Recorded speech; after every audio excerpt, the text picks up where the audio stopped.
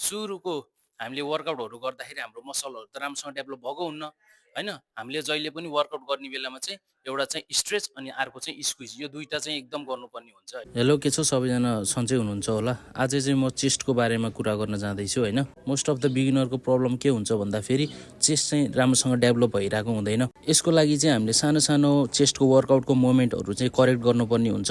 Once a wise man said, मान्छेहरूलाई लडाउने पल्टाउने भनेकै बाटोको सानो सानो ढुङ्गाहरूले हो, जुन चाहिँ हामीले देखिँदैन अनि वास्ता पनि गरिँदैन। त्यही सानो सानो प्रब्लमहरू फिक्स गर्दै गएपछि नै हामी अगाडि बढ्ने हो। जुनसुकै वर्कआउट होस्, चेस्टको होस्, बाइसेप्स होस्, ट्राइसेप्स होस् होइन, स्ट्रेच गर्नुभन्दा पनि हामीले स्क्विजमा बढी फोकस गर्नु पऱ्यो कि। अब जस्तै स्ट्रेच र स्क्विज भनेको के हो भन्ने कुरा बुझ्नुहुन्न भने चाहिँ यो मेरो बाइसेप्स छ होइन, यो चाहिँ हामीले यस्तो गर्दाखेरि चाहिँ यो मेरो बाइसेप्स मसल एकै ठाउँमा जम्मा भयो होइन।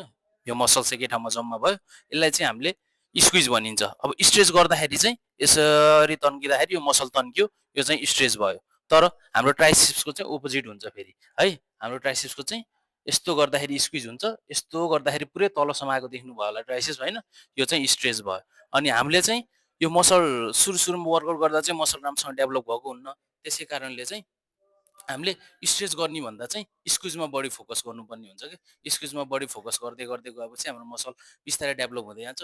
अनि त्यसपछि बिस्तारै मसलहरू डेभलप भइसकेपछि चाहिँ अनि हामी चाहिँ दुइटै मसल स्क्विज र स्ट्रेच दुइटैमा ट्रान्सफर्म भइसक्नुपर्छ।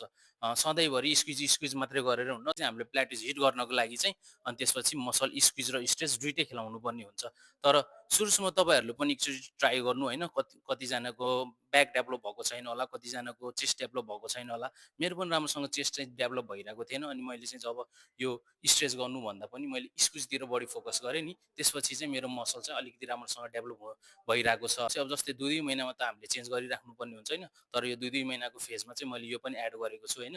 त्यसले चाहिँ मेरो रिजल्ट चाहिँ राम्रो आएको छ। अनि पछि चाहिँ मैले यो अब अलिकति राम्रोसँग मेरो डेभलप हुँदै गएपछि चाहिँ मैले स्क्विज र स्ट्रेच दुइटैमा त्यतातिर फेरि जान्छु। अहिले तत्कालको लागि चाहिँ अब यो मेरो 2 महिनाको 3 महिनाको फेजमा चाहिँ मैले स्ट्रेच भन्दा पनि स्क्विजमा चाहिँ बढी फोकस गरिरहेको छु। तपाईँहरूले पनि यसरी नै गर्नु होला होइन।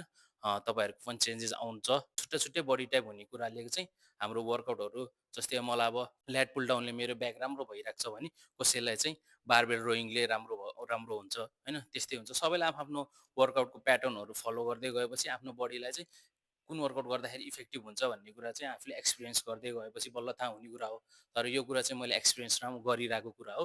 यो चाहिँ तपाईँहरूले पनि फलो गर्नु है, राम्रो हुन्छ, तपाईँहरूको बडी पनि चेन्ज हुन्छ।